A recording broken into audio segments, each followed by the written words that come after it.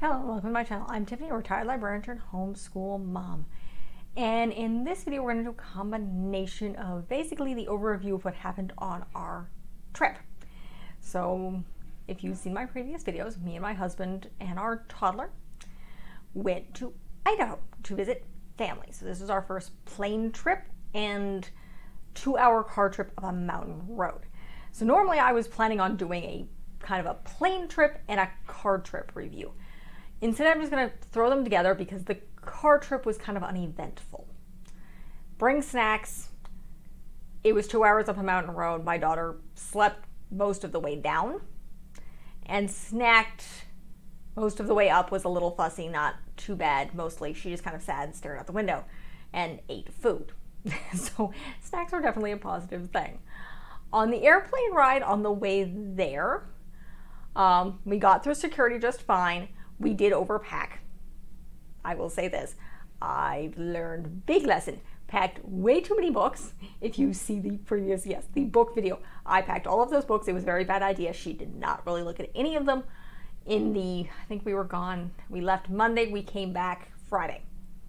So yeah, overpack that and overpack the stuffed animals. So major lesson learned, bring like 2 stuffed animals rather than like 10 or 20. And like 2 or 3 books. So that was a lesson learned on my part. One thing I did not overpack was clothing. You cannot overpack clothing. We did oddly enough overpack on diapers. I'm not sure whether I'm here or there on this. This was again, it was like a 5-day trip. We used maybe 1 pack, maybe about 20 diapers. So she was not drinking a lot of liquids. We don't know why. She was too distracted playing and being doted on by my mother-in-law, her grandma, and my husband's aunt, her great aunt, and just kind of playing around chasing my husband's great aunt's dog, who did not want anything to do with her because they were not used to children.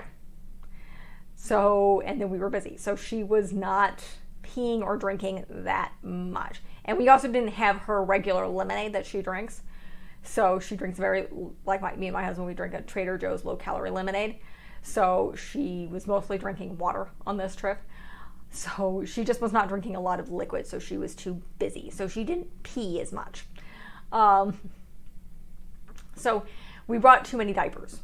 Though again, it depends on your kid. I don't think you can technically pack too many diapers, but the only reason we packed that many diapers, because we packed like 4 or 5 packs, was because the size we get is I will say this is this brand of diapers. We use the 7th generation, basically 2 to 3T. And it's hard to find that in stores. You find baby stuff, and then you find like the 4-year-old Pampers Mentally pull-ups, which is what we use. We're using the pull-up style diapers since she was about 6 months old. So we just... the sizing is just hard to find, so we brought a bunch, and I don't know if I regret that so much as hopefully next time we travel we're not going to have a toddler in diapers. But again, we don't regret that packing that many. But again, the stuffed animals and the books were a big overpacking there. I think we overpacked on the snacks, oddly enough, because I brought a bunch of, don't bring crumbly snacks, bring hard stuff, hard crackery like snacks or dried fruit, stuff that doesn't fall to pieces like my muffins kind of did. So when you're going through airplanes anyway. So that was a big no. These are things I have learned on this trip. The other thing we learned was don't rent a place without air conditioning because global warming. So Idaho was going through a heat wave. It's been like 100 degrees. We were actually going up. We went to, I will say where we went because we've already gone. As of this video, we have obviously returned. We went to McCall, which is where my husband has family. And it was hot. We did an Airbnb, which had a little kind of loft upstairs, which is where me and my daughter ended up sleeping. My husband ended up sleeping downstairs. It was supposed to have it had a queen size pull-out couch that just didn't work. One, it was a pull-out couch, so it was really thin mattress and not designed for adults, and it would have blocked the bathroom.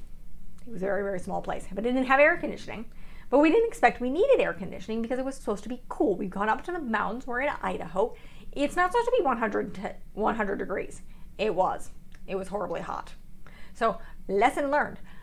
Because climate change is a thing, central air in summer is probably a necessity. So, lesson learned there. Also, be very, very careful. We definitely need a king-size bed because we are still bed sharing with my toddler. And so my husband ended up sleeping on blankets on the floor downstairs. Me and my daughter slept on the full-size bed upstairs, which was, again, was very, very hot. I think our second night we opened the windows. It was just miserable. So the hotel was better. We did stay at, what on earth was the name of the hotel? It was very, very good. I can't remember. I'll put a link to it in the description. Because if you're ever planning on staying in Boise, it's a fantastic little hotel that we stayed at.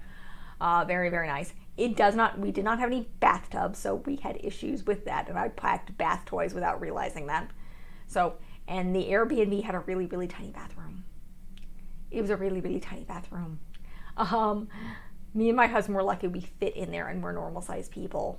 So it was very, very, very small. So again, lesson learned next time we stay in a hotel. Pick a hotel. And possibly go in the fall because it was just miserably hot. We went to the zoo down in Boise on our way back. It was miserably hot. The animals were off exhibit because it's miserably hot. And it's been a horrible summer for them, according to my husband's cousin. So, yeah. So, central air, that's something else we learned on this trip. So, the flight thing, again, we overpacked. So, we will definitely cut down on the packing. We are planning. I have some old suitcases. They're not designed very well. They tip over. The carry-on tips over very easy. So next goal is to buy new luggage that's harder. We did bring my daughter's backpack, which ended up being useless. The other thing we learned is now we bought a case for our car seat. We did put our car seat in the plane. The case was irritating. It was probably better off. It does have a backpack thing, but me and my husband ended up bringing both of our own backpacks as carry-ons, so it didn't really work. So it was better off just not having it cased, and just carrying on the back of our umbrella stroller. The umbrella stroller did have a case, and that worked fine because it needed one because it was going under the plane. So, and we got that back just fine. The other thing we learned, at least according to American Airlines, I do not, please check your airline, is the car seat needs to be in the window seat for FAA rules. I don't remember reading that anywhere, but again, we had originally put it in the middle seat on our way there, but apparently it needs to be in the window seat. So I was stuck sitting next to my toddler, periodically temper tantruming. She did do relatively well on the flight there. She had some massive temper tantrums about 20 minutes before we land because she needed a nap. And she did fall asleep about 20 minutes before we landed. So that was here. She got like a 20 minute, half an hour nap on Monday. Yeah, she was actually decently well behaved on the way there. On the way back was a different problem. We got to the airport earlier than we probably should have because I misread things. And she was just done. She had been on her best behavior the entire trip, and she was done. So she did a lot of temper tantruming. She was not a happy toddler. People were very forgiving, thankfully. We basically, people we get it. Through the security, she was just going nuts, and people one woman I think told us I travel internationally with my little kids. I get it. They're just people she's fine. People telling it's you're a very brave mama. She will be fine. And she did scream a bit once we got her on the plane on our way back, but then she fell asleep before takeoff and slept through most of the flight. So, and she was not particularly happy to be woken up. Or no, she did. Yeah, she woke up and she was not happy. She's never happy when she wakes up. But she was just kind of done. And then as of this video,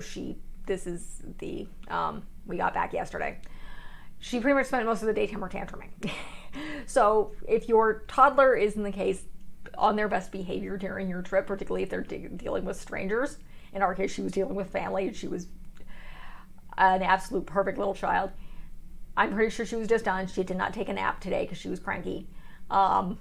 So she just completely melted down and we had a very early bedtime. Something else we learned. Toddlers. So yeah, they have mood swings. If you didn't know, because toddlers. So, but again, we learned a lot. I overpacked. I admit it. We need to find a place with central air and pay more attention to our Airbnbs or to stay in a bloody hotel. It was during a heat wave, so something else we should have paid slightly more attention to. So that's that. Please pay attention to the weather that is going on right at that moment. Do not expect things. So it's difficult to plan. Again, expect global warming and climate change because things suck. So we had our experience there. Our stroller worked very, very well. We figured it out. We had an umbrella stroller. I am now an expert at folding the dumb thing. So, but again, it was still very, very hot. We had fun. Our trip was successful. This is, however, another piece of advice that has nothing to do with actual baby travel. This has to do with cars. So we get to our car because we parked it and the battery's dead. It won't start. We go into, they have a little air conditioned area. We'd already called AAA because do get AAA. Always recommendation. Yes, it is worth it to have AAA.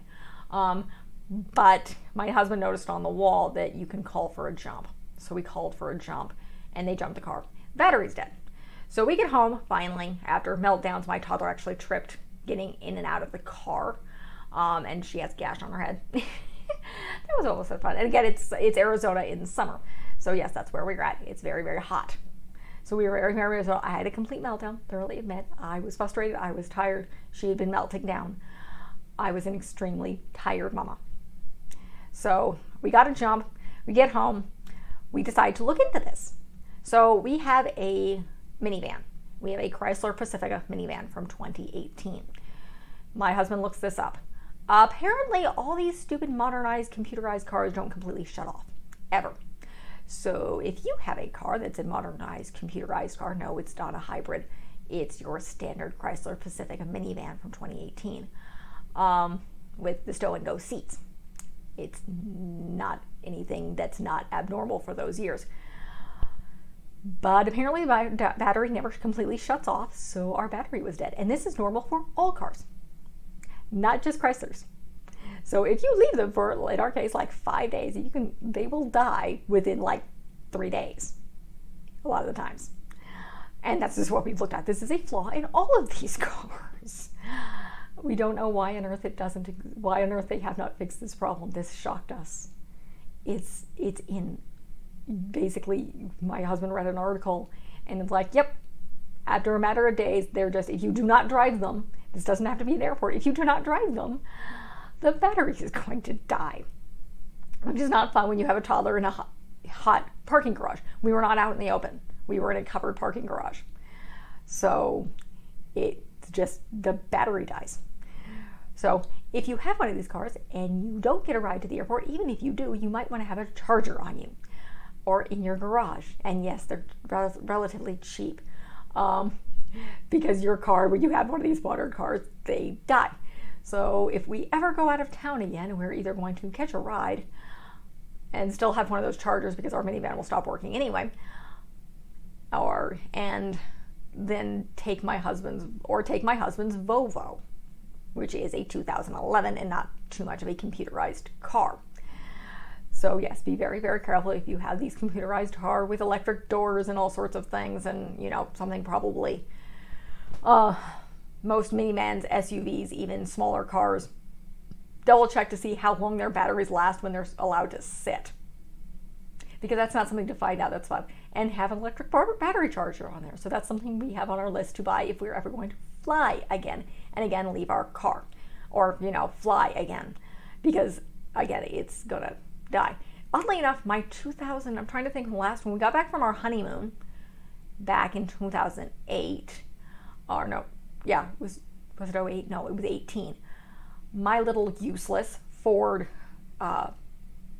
which was like a 2000, I'm trying to think I think my car was like an 08. Its battery was dead when we got home.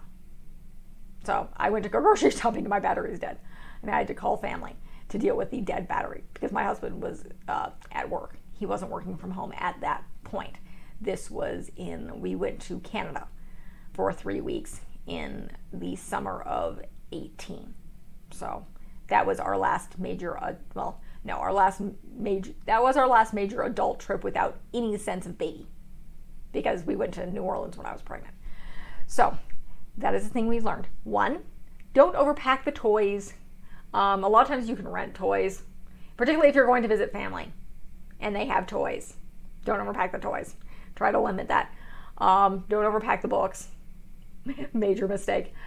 Be careful with the diapers. If you can get your brand of diapers where you're going, buy them there. If you can, because you really do not want to overpack. Make sure your luggage either stacks or is easy to pull. That's another thing. Deal with the car issues. Double check your cars. Make sure you can, if you're going to park at the airport, that they're not going to die on you and you have something to jump the battery. So that's a major thing. Trying to think. Snacks, and more snacks, as they said. That's still the thing. Don't do a lot of muffins. Don't do a lot of stuff that's very easily crumbly if you're going on airplanes because you're stuffing things out of backpacks. One of the things I am proud I did is we had my backpack, which had snacks. My husband's backpack had all our tech stuff. Now, my daughter didn't use her tablet that much. She used it a little bit. But again, we don't normally let her have it, and she's 2.